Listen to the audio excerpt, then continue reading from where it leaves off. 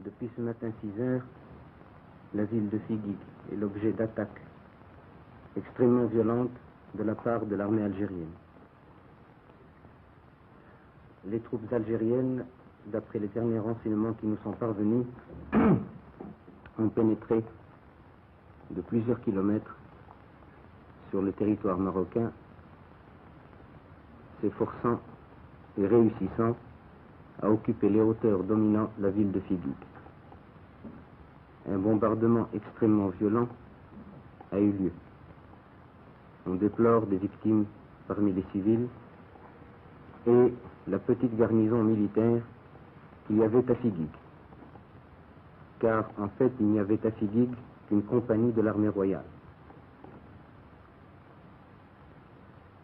Je souhaite que le nombre des victimes ne s'étende pas au-delà de ce qui est déjà constaté.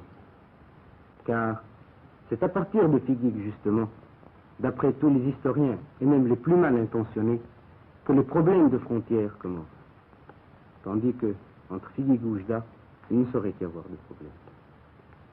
On a fait donc tuer des hommes, des femmes, des enfants, des civils et des militaires. Pour quel résultat? Pour que on se retire. Mais l'armée qui a attaqué se retirera.